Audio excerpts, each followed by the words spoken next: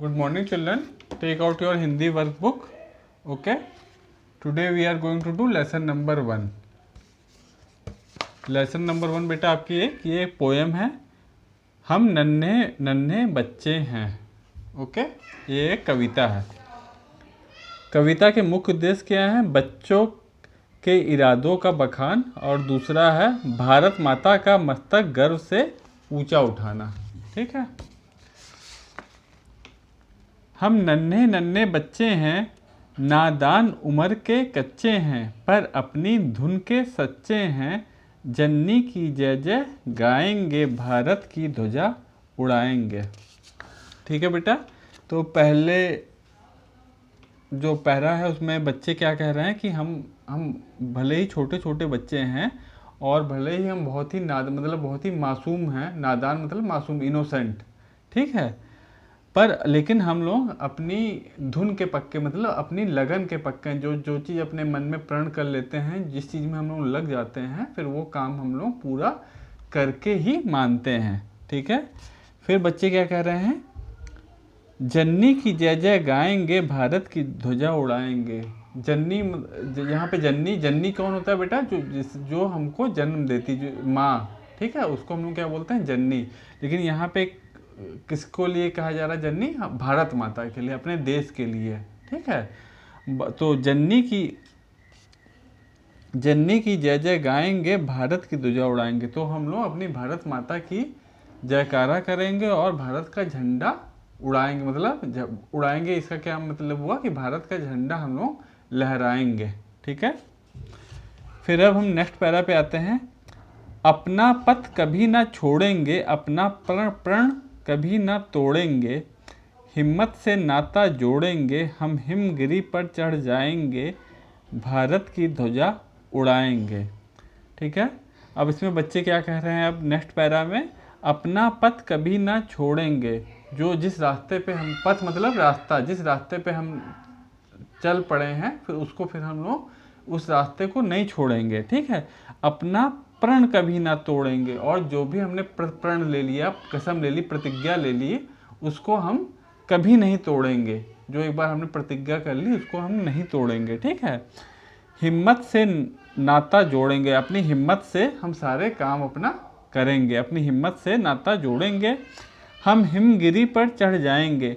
हिमगिरी का मतलब क्या है बेटा? कि बर्फ़ के पहाड़.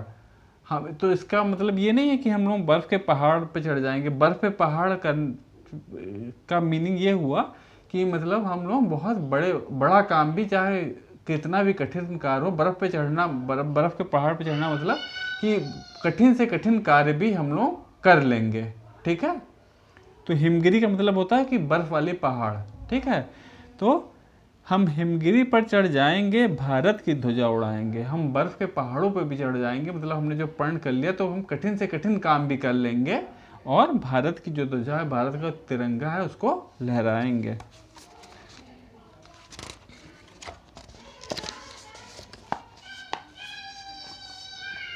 फिर नेक्स्ट पैरे पे हम लोग आते हैं. हम भय से कभी ना डोलेंगे, अपनी ताकत को तोलेंगे, जननी की जय जय बोलेंगे, अपना सिर भेंट चढ़ाएंगे, भारत की ध्वजा उड़ाएंगे. ठीक है. तो हम भय से कभी ना डोलेंगे, मतलब हम कभी अपने जिस राह पे हम लोग चल रहे हैं, उससे फिर हम लोग बिल्कुल भी नहीं डरेंगे. ठीक है. भय मतलब डरना. हम कभी भी नहीं डरेंगे, अपनी ताकत को तोलेंगे, और अपनी ताकत को तोलेंगे मतलब अपनी ताकत का लोहा मनवाएंगे. ठीक है. अपनी ताकत का लोहा मनवाएंगे. फिर जननी की जय जय बोलेंगे. जननी की जय जय बोलेंगे मतलब अपनी भारत माता की जय बोलेंगे. फिर अपना सिर भेंट चढ़ाएंगे, और मतलब अगर कोई ऐसी सिचुएशन आ गई कि हमको अपने प्राणों की आहुति भी देनी पड़े, अपनी प्राणों की बाजी लगानी पड़े, तो उसमें भी हम लोग अपने पीछे नहीं हटेंगे और अपनी भारत माता के लिए अपनी जान भी न्यौछावर कर देंगे. ठीक है. और भारत की ध्वजा उड़ाएंगे, और फिर भारत की, अपने देश की जो पताका ध्वज है, उसको हम लोग फहराएंगे. ठीक है. तो जो ये कविता थी, इस कविता के जो आपके कवि हैं वो हैं मोहनलाल द्विवेदी. ठीक है. तो ये पोएम बहुत अच्छी है, ये वाली कविता, इसको आप लोग अच्छे से लर्न कर लीजिएगा। ओके, अब इसमें कुछ कठिन शब्द आए, कौन कौन से? नन्हे, जन्नी, नादान। तो नन्हे मतलब छोटे छोटे बच्चों के लिए, नन्हे बच्चे, ठीक है। जन्नी, जन्नी किसको हम लोग बोलते हैं? माँ के लिए। नादान, नादान मतलब इनोसेंट या मासूम जिसे हम लोग कहते हैं, ठीक है। फिर प्रण, प्रण प्रतिज्ञा होती है आपकी। हिम्मत, हिम्मत आपके जो आपका अंदर से हौसला जिसे आप कहते हैं, ठीक है। फिर भय, डरना। धुन, धुन मतलब अपने इरादा, ठीक है। फिर ध्वजा, ध्वजा मतलब झंडा। फिर तौलना, तौलना मतलब अपने अपने जो यहाँ पे जो तौलना जो आया है उसका, यहाँ इस पोएम में, इस कविता में जो तौलना आया है उसका अर्थ है कि अपनी हिम्मत से काम लेना, ठीक है। और फिर भेंट, भेंट मतलब किसी को दे देना उपहार स्वरूप, ठीक है।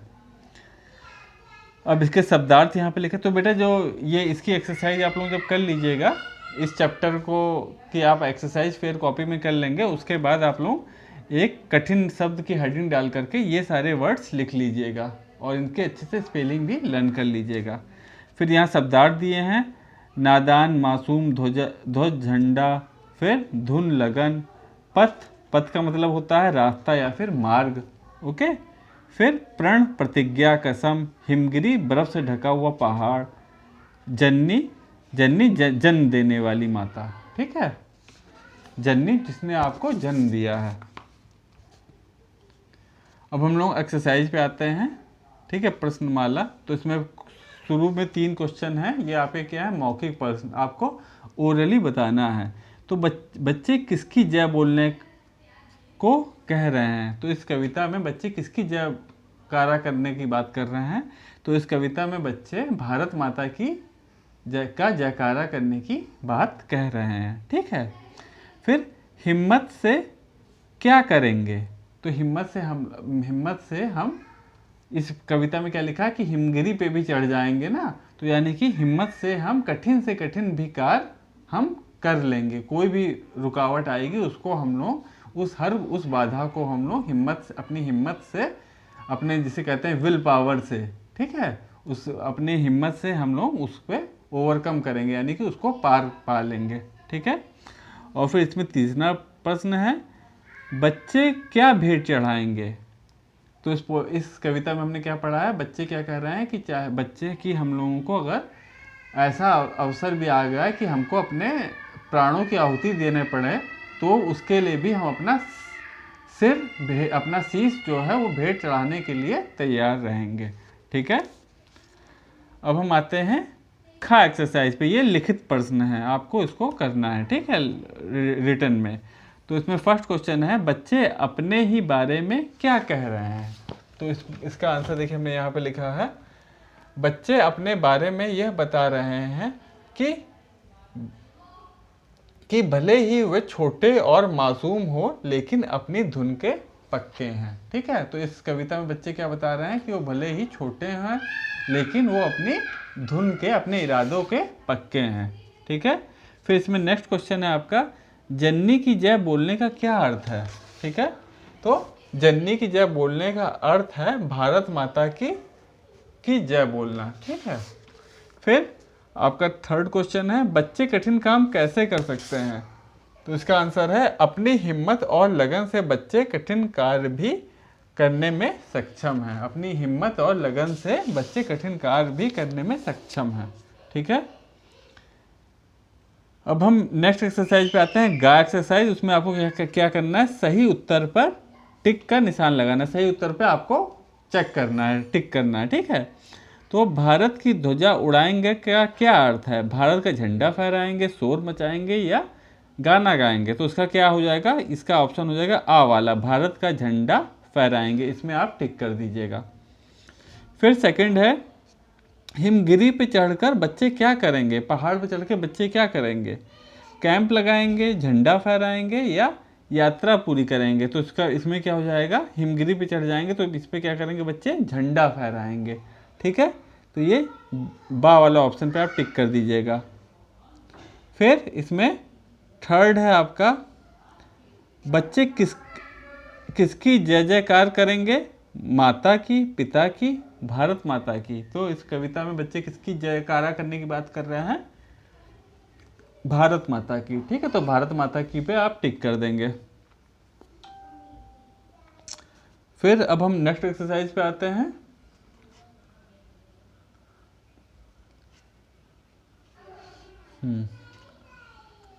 नहीं, इसमें एक फोर्थ वाला भी है। कविता में किस पर्वत की बात कही है? इस कविता में कौन से पर्वत की बात की कही गई है? अरावली, एवरेस्ट या हिमगिरी? तो यहाँ पे आप हिमगिरी पे, ठीक है, बर्फ से ढका हुआ पहाड़ हिमगिरी के बारे में बात की हुई, तो यहाँ पे आप टिक कर देंगे। ठीक है, अब हम घा एक्सरसाइज पे आते हैं। निम्नलिखित पंक्तियों को पूरा कीजिए। ठीक है, तो ये आपके कविता से ही लिया गया है एक पैरा, उसी में से जो कुछ वर्ड्स मिसिंग हैं उसको आपको उसे आपको कंप्लीट करना है। जैसे हम नन्हे मुन्ने, तो ये देखिए यहाँ से आपका लिया गया है। हाँ, हम नन्हे मुन्ने बच्चे हैं।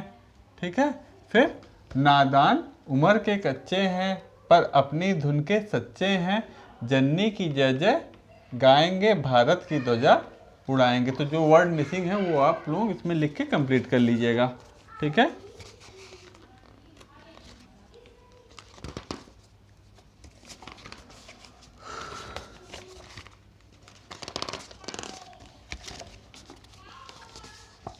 फिर नेक्स्ट एक्सरसाइज देखिए। आपका जो नेक्स्ट एक्सरसाइज है वो है भाषा ज्ञान। पर्यायवाची शब्द चुनकर लिखिए। ठीक है, तो यहाँ पे कुछ आपको वर्ड्स दिए गए हैं, उनका आपको पर्यायवाची यानी कि सेम मीनिंग वाला शब्दार्थ जिसे हम कहते हैं वो आपको इसमें से ढूंढ के लिखना है। तो देखिए ध्वज, तो ध्वज का क्या हो जाएगा? झंडा। यहाँ पे आप झंडा लिख दीजिएगा। ठीक है, यहाँ पे देखिए झंडा लिखा हुआ है। ठीक है, फिर ताकत, ताकत का आप लिख देंगे हिम्मत। ठीक है, यहाँ पे आप हिम्मत कर दीजिएगा। फिर जननी, जननी का क्या लिख देंगे आप? मीनिंग माता। फिर पथ, पथ का देखिए यहाँ पे दिया हुआ है रास्ता, यहाँ पे आप रास्ता लिख देंगे। फिर हिम, हिम क्या किसके लिए लिख देंगे आप? पहाड़, सॉरी हिम आप लिख देंगे बर्फ के लिए। ठीक है, हिम मतलब बर्फ। फिर उमर, उमर का क्या क्या लिख देंगे? उमर का हो जाएगा आयु। ठीक है, फिर भय का, भय का हो जाएगा आपका डर। ठीक है, फिर गिरी, गिरी मतलब पहाड़। ठीक है, तो इसका बेटा हमने यहाँ पे लिख भी दिया है। ठीक है, नंबरिंग डाल के। उसके बाद नेक्स्ट आपकी एक्सरसाइज है खा एक्सरसाइज, शब्द बनाइए। तो इसमें देखिए ये कष्ट। ठीक है, तो आप यही वर्ड, सेम वर्ड यहाँ पे लिख दीजिएगा। पहला कष्ट है, फिर ध्वज है, हिम्मत, धन्य, फिर क्या है? स्थान, फिर क्या है? प्यास। ठीक है, इन सब में क्या हुआ है बेटा? इन सब में आधे अक्षर आए हैं। ठीक है, तो उन्हीं से उनके आप स्पेलिंग भी अच्छे से देखिएगा और यही वर्ड्स फिर से यहाँ पे लिख दीजिएगा। ठीक है, फिर हम गा एक्सरसाइज पे आते हैं। इसमें है चित्रों, चित्रों के लिए एक एक उचित विशेषण चुनकर लिखिए। तो विशेषण क्या होते हैं बेटा? विशेषण आपके वो शब्द होते हैं जो आपके जो संज्ञा के मतलब विशेषता बताते हैं। जो शब्द संज्ञा की विशेषता बताएं उनको हम लोग विशेषण कहते हैं। ठीक है, तो जैसे यहाँ पे एक आपकी पिक्चर बनी हुई है किसकी? लोमड़ी की। तो लोमड़ी अगर कहीं पे बनी हो तो उसके साथ में आपका किसका ध्यान आता है कि चालाक। लोमड़ी मतलब चालाक।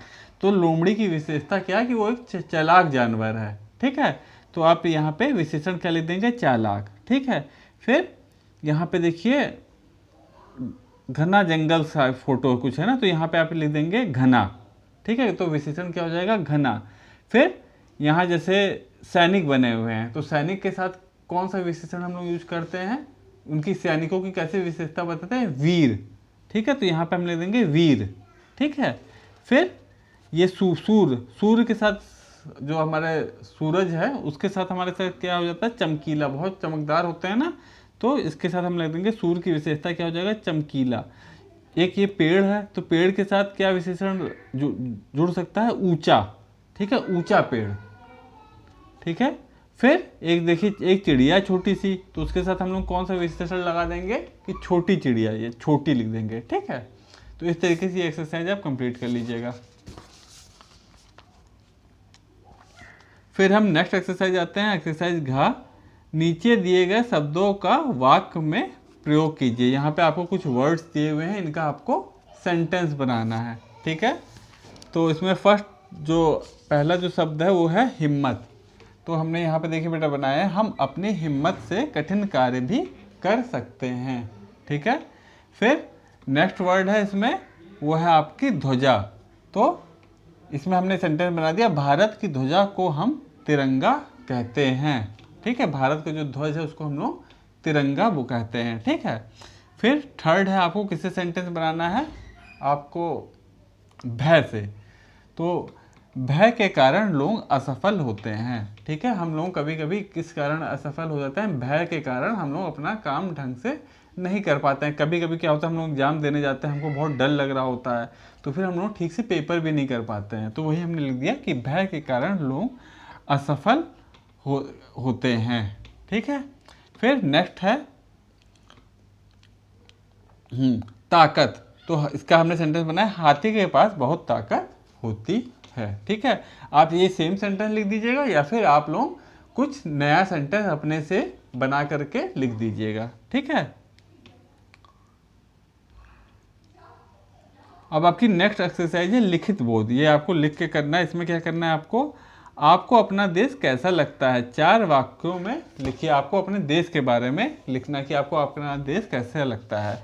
तो इसमें हमने बेटा देखिए लिखा है, मेरा देश भारत एक बहुत प्राचीन देश है। मेरा देश सदियों से ऋषि मुनि और वीरों की भूमि रहा है। यहाँ सब धर्मों के लोग मिलजुल कर रहते हैं। भारत में हम सभी मौसम का आनंद ले सकते हैं। मुझे मेरा देश बहुत प्रिय है, ठीक है। तो आप या तो ये लिख दीजिएगा या फिर इसके अलावा भी आप कुछ जोड़ सकते हैं, या आप कुछ और लिखना चाहें तो वो भी आप इसमें लिख देंगे, ठीक है। उसके बाद नेक्स्ट एक्सरसाइज है आपका, इसमें रचनात्मक गतिविधि है। इसमें रचनात्मक गतिविधि मतलब कुछ क्रिएटिव, कुछ आपको खुद से अपने से करना है, कुछ क्रिएटिव, ठीक है। तो उसमें क्या है, भारत के राष्ट्रीय चिन्हों के चित्र चिपकाएं। तो जो भारत के जो राष्ट्रीय चिन्ह हैं, आपको मालूम है आपका जो नेशनल बर्ड है वो पिकॉक है, मोर है, ठीक है। राष्ट्रीय पक्षी, राष्ट्रीय खेल आपका हॉकी है, ठीक है। तो इसी तरीके से आप जो जितने भी हैं आपके राष्ट्रीय चिन्ह हैं, आपके मतलब जो राष्ट्रीय पशु, राष्ट्रीय पक्षी, राष्ट्रीय खेल, राष्ट्रीय पेड़, ठीक है। तो इन और क्या बचा, राष्ट्रीय फल।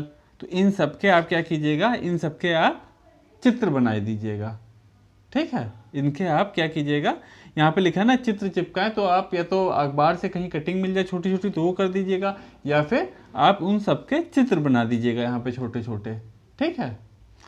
तो इस तरीके से ये वाली एक्सरसाइज आप कर लीजिएगा। तो ये बेटा आप लोग ये जो एक्सरसाइज है वो बुक में भी कीजिएगा, और अपनी उसके बाद करने के बाद आप अपनी फेयर कॉपी में भी इस एक्सरसाइज को कर लीजिएगा, ठीक है। और कुछ प्रॉब्लम होगी तो हमको मैसेज करके पूछ लीजिएगा। ओके बेटा, बाय, टेक केयर।